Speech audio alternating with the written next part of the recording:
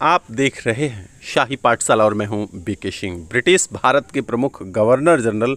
आज हम लोगों का टॉपिक यही है, आधुनिक भारत का इतिहास की पढ़ाई कर रहे हैं। यूरोपीय कंपनी का आगमन भारत हो चुका है, अंग्रेजी आधिपत्य स्थापित हो चुका है। आइए आज जानते हैं भारत के प्रमुख गवर्नर जनरल से रिलेटेड मुख्य बातें। सबसे पहला ट्रिक है, कल आई बंगाल में दूध। क्या हुआ कि कल आई बंगाल में दूध। कल आई का मतलब हुआ क्लाइव। कल आई का मतलब क्या हुआ? क्लाइव। तो रॉबर्ट क्लाइव, ठीक है। बंगाल में का मतलब क्या हुआ? बंगाल में।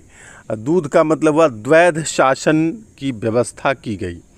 यानी बंगाल में द्वैध शासन की व्यवस्था किसने की? आपको यदि प्रश्न पूछा जाए तो आपका जवाब होता है कल आई बंगाल में दूध, ठीक है। तो क्लाइव बंगाल में द्वैध शासन की व्यवस्था करने वाला शासक था। चलिए, क्लाइव ने बंगाल में द्वैध शासन की व्यवस्था की और बंगाल का प्रथम गवर्नर जो था वह कौन था? लॉर्ड क्लाइव था। बंगाल का प्रथम गवर्नर कौन था? Lord Clive.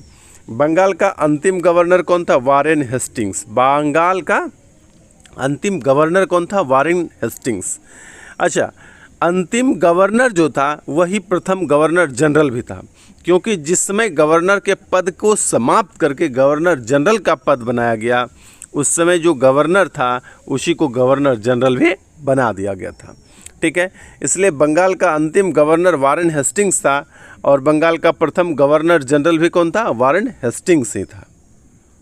उसके बाद बंगाल का अंतिम गवर्नर जनरल कौन था? तो लॉर्ड विलियम बेंटिंग। बंगाल का अंतिम गवर्नर जनरल कौन था?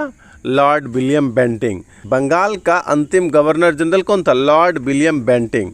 और बंगाल के गवर्नर जनरल को भारत का गवर्नर जनरल कहा जाने लगा। तो क्या हुआ कि जिस समय बंगाल का गवर्नर जनरल था लॉर्ड विलियम बेंटिंग, उसी समय की ये घटना थी। तो बंगाल का अंतिम governor general lord William Bentinck था और उसी लॉर्ड विलियम बेंटिंग को क्या किया कि भारत का प्रथम गवर्नर जनरल बना दिया गया। भारत का अंतिम गवर्नर जनरल, अब पुनः क्या होता है कि इस गवर्नर जनरल के पद को भी समाप्त कर दिया जाता है। आगे चलकर क्या हुआ? क्या गवर्नर जनरल के पद को समाप्त करके क्या कर दिया गया? वायसराय के पद का सृजन किया गया। अब गवर्नर जनरल भारत में नहीं होगा, क्या होगा कि वायसराय रहेगा। तो भारत का अंतिम गवर्नर जनरल कौन था? लॉर्ड कैनिंग था, ठीक है। यह घटना 1857 की है, जब भारत में क्या हुआ था? पूरे सैनिक सिपाही विद्रोह हो गया था। उसी समय की यह घटना है। भारत में प्रथम वायसराय कौन बना? Lord Canning. अंतिम गवर्नर जनरल, उस समय जब गवर्नर जनरल का पद समाप्त कर दिया गया तो वही गवर्नर जनरल वायसराय के पद पर आसीन हुए। भारत का अंतिम वायसराय कौन था? Lord Mountbatten. भारत का अंतिम वायसराय कौन था? Lord Mountbatten. ये लॉर्ड माउंटबेटन क्या हुआ? जिसमें हमारा देश आज़ाद हो रहा था, उस समय की ये घटना है, क्योंकि उस समय फिर क्या हुआ कि वायसराय का पद भी समाप्त हो जाएगा। स्वतंत्र भारत का प्रथम गवर्नर जनरल कौन था? वह भी लॉर्ड माउंटबेटन ही था। जब भारत आज़ाद हो रहा था उस समय गवर्नर जनरल कौन थे? Lord Mountbatten. स्वतंत्र भारत, वो अंतिम भारतीय गवर्नर जनरल कौन थे? चक्रवर्ती राजगोपालाचारी। इनको आप पढ़े होंगे, सी राजगोपालाचारी। यानी यदि आपसे यह भी प्रश्न पूछे कि स्वतंत्र भारत का प्रथम भारतीय गवर्नर जनरल, तो आपका उत्तर हो जाता है सी राजगोपालाचारी या चक्रवर्ती राजगोपालाचारी। पाकिस्तान के पहले गवर्नर जनरल कौन थे? मोहम्मद अली जिन्ना, जो कहाँ के निवासी थे? महाराष्ट्र के निवासी थे। पाकिस्तान के पहले गवर्नर जनरल कौन थे? मोहम्मद अली जिन्ना। पाकिस्तान के प्रथम प्रधानमंत्री लियाकत अली हुए, जो उत्तर प्रदेश के निवासी थे। पाकिस्तान के प्रथम प्रधानमंत्री कौन थे? लियाकत अली। बंगाल का अंतिम गवर्नर वारेन हेस्टिंग्स और प्रथम गवर्नर जनरल वारेन हेस्टिंग्स थे। आइए वारेन हेस्टिंग्स के बारे में कुछ महत्वपूर्ण बातें सीखते हैं। वारेन हेस्टिंग्स के समय में प्रमुख कार्य जो हुए थे उसके लिए यहाँ पर क्या है, एक ट्रिक है, उसको जानिए।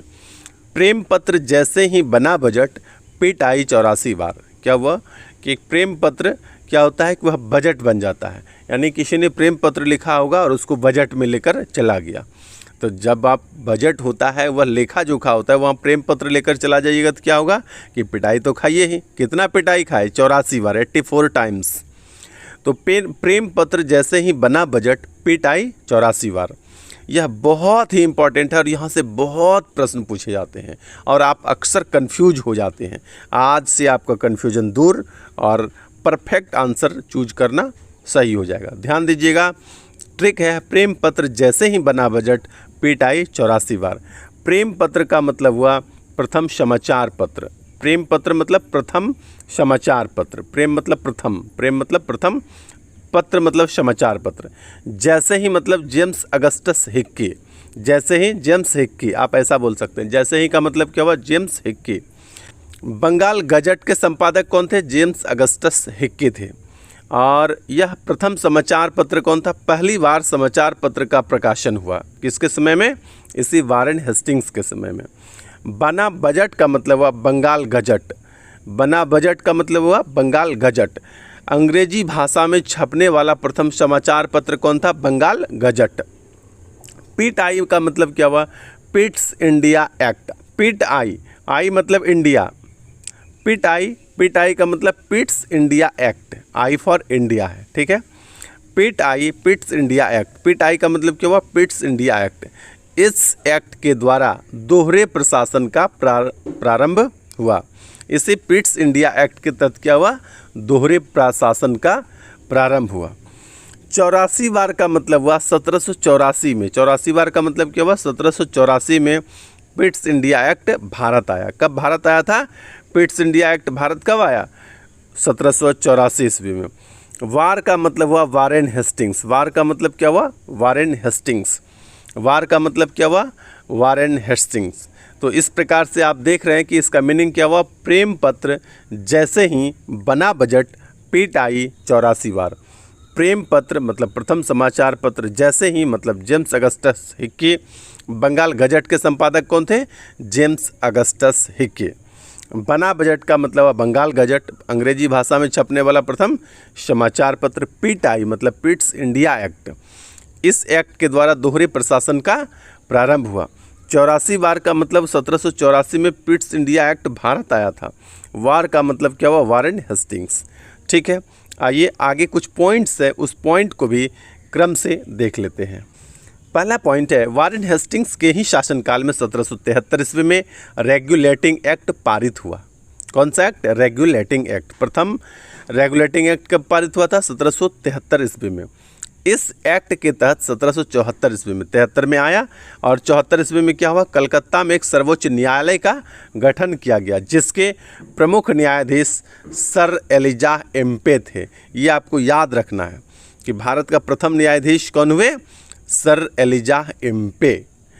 भारत में प्रथम अंग्रेजी राज्य का वास्तविक संस्थापक रॉबर्ट क्लाइव को कहा जाता है। क्या कहा जाता है? रॉबर्ट क्लाइव को। भारत में अंग्रेजी राज्य का वास्तविक संस्थापक यदि आपसे पूछेगा तो आपका उत्तर होगा रॉबर्ट क्लाइव को। वारेन हेस्टिंग्स के ही शासनकाल में 1784 ईस्वी में एशियाटिक सोसाइटी ऑफ बंगाल की स्थापना सर विलियम जोन्स ने किया था। एशियाटिक सोसाइटी ऑफ बंगाल की स्थापना किसने की? सर विलियम जोन्स ने। नाम याद रखना है। वारेन हेस्टिंग्स के शासनकाल में 1784 ईस्वी में एशियाटिक सोसाइटी ऑफ बंगाल की स्थापना सर विलियम जोन्स ने किया। वारेन हेस्टिंग्स ने 1787 ईस्वी में कलकत्ता में मुस्लिम शिक्षा के विकास के लिए मदरसा की स्थापना की। मदरसा की स्थापना पहली बार कब किया गया था? 1787 ईस्वी में।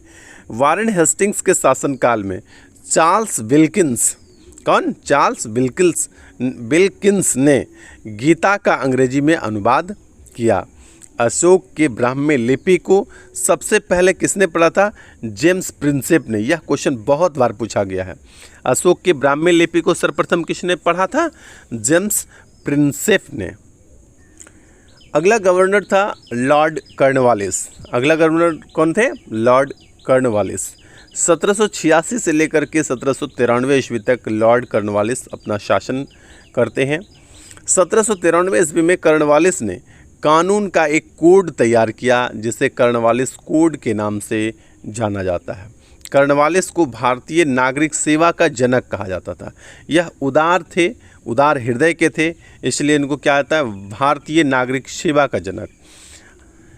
कर्नवालिस ने राजस्व व्यवस्था के क्षेत्र में एक महान परिवर्तन लाया। इसे अस्थाई बंदोबस्त अथवा जमींदारी व्यवस्था भी कहा जाता है। जमींदारी व्यवस्था किसके समय में आया था? कर्नवालिस के समय में। कान में जो बाली पहनता था उसके समय में क्या आया? अस्थाई बंदोबस्त और जमींदारी व्यवस्था। इस व्यवस्था में जमीन का वास्तविक मालिक जमींदार को माना गया। इस जमींदारी व्यवस्था में जमीन का वास्तविक मालिक किसको माना गया? जमींदार को। कर्नवालिस के बाद लॉर्ड वेलेजली यहाँ पर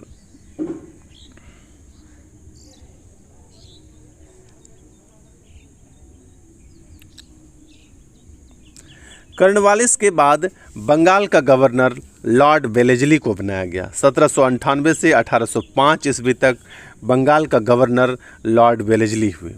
वेलेजली के समय की प्रमुख घटना, प्रमुख कार्य जो है, आइए उसको देखते हैं। वेलेजली को हमने लिखा है ले जली। ले जली सहायक संधि HMT। HMT घड़ी भी हुआ करता है, HMT ट्रैक्टर भी हुआ करता है। तो संधि कौन सी हुई? HMT। ठीक है, संधि जो हुई, कौन सी संधि हुई थी? HMT संधि। याद रखना है, यहाँ पर घड़ी और ट्रैक्टर याद नहीं रखना है, बल्कि संधि याद रखना है। ले जली सहायक संधि HMT। ले जली सहायक संधि HMT। तो यहाँ पर हम इस ट्रिक का मीनिंग क्या लिए हैं? ले जली का मतलब हुआ वेलेजली, ले जली का मतलब हुआ वेलेजली। लॉर्ड वेलेजली के समय में सहायक संधि हुआ था। ठीक है, किसके समय में सहायक संधि हुआ था? लॉर्ड वेलेजली के समय में। ठीक है, H का मतलब हुआ हैदराबाद, M का मतलब हुआ मैसूर और T का मतलब हुआ तंजौर। बहुत इंपॉर्टेंट नाम है तीनों, HMT, हैदराबाद, मैसूर और तंजौर। HMT का मतलब हुआ हैदराबाद, मैसूर और तंजौर। सहायक संधि अपनाने वाला पहला राज्य जो था वह कौन था? हैदराबाद। आपसे पूछा जाता है कि सहायक संधि अपनाने वाला प्रथम राज्य कौन था, तो आपका जवाब होता है हैदराबाद। कब अपनाया गया था? 1798 ईस्वी में। मैं BPSC जैसे अच्छे और बड़े एग्जामिनेशन की मैं बात करूंगा और बहुत इंपॉर्टेंट है, ध्यान से सुनिएगा। M का मतलब हुआ मैसूर। सहायक संधि अपनाने वाला दूसरा राज्य कौन था? 1799 ईस्वी में मैसूर। और तीसरा कौन था? तंजौर। सहायक संधि अपनाने वाला तीसरा राज्य अक्टूबर 1799 में। तो इस प्रकार से तीन प्रथम राज्य जिन्होंने सहायक संधि को अपनाया था ये है। यदि BPSC में इस प्रश्न को पूछा जाएगा तो यह नहीं पूछा जाएगा कि कौन था, आपसे पूछा जाएगा तीनों में से प्रथम कौन था, या पूछेगा कि इसको क्रम से सजाएं। तो यदि तीनों में से प्रथम यदि पूछ दिया तब भी आपको कन्फ्यूजन हो जाता है कि कौन था पहले, और यदि पूछता है कि क्रम से सजाएं तब तो और भी भारी कि पता नहीं। एक यदि प्रथम वाला याद भी है तो दूसरा तीसरा में कन्फ्यूजन है। लेकिन जब आप HMT याद रखते हैं तो हैदराबाद, मैसूर, तंजौर आपका क्रम से ऑटोमेटिक सज जाता है। इसलिए ट्रिक जो है डायरेक्ट याद करने की तुलना में ज़्यादा कारगर है। आगे हम लोग और भी पढ़ेंगे, और भी वायसराय और गवर्नर जनरल, भारत का गवर्नर जनरल, बंगाल के गवर्नर जनरल को पढ़ेंगे, लेकिन पढ़ेंगे नेक्स्ट वीडियो में। बहुत ही इम्पोर्टेंट होगा, बहुत ही कारगर है हमारा यह ट्रिक। आप नियमित रूप से देखते चलिए वीडियो। छोटा छोटा वीडियो मैं दे रहा हूं आपको, ताकि पढ़ाई करने में आपको सुविधा हो, अधिक समय आपको ना देना पड़े। जब अभी पढ़ाई से मन उब जाता हो तो कुछ देर हमारा वीडियो आप चला कर देखें। निश्चित रूप से 10-15 क्वेश्चन आपके माइंड में ऑटोमेटिक चलने लगेगा। यदि इतने ट्रिक में से कुछ ट्रिक भी आपके दिमाग में याद हो जाता है तो वह ट्रिक आपको हमेशा, ट्रिक मैंने उस प्रश्न का तैयार किया है जो मैक्सिमम प्रश्न में पूछे गए हों या एग्जामिनेशन में पूछे जाने की संभावना प्रबल रहा हो। इसलिए आप यदि ट्रिक पढ़ते हैं तो निश्चित रूप से आपकी पढ़ाई औरों से मजबूत होगी। बहुत बहुत धन्यवाद।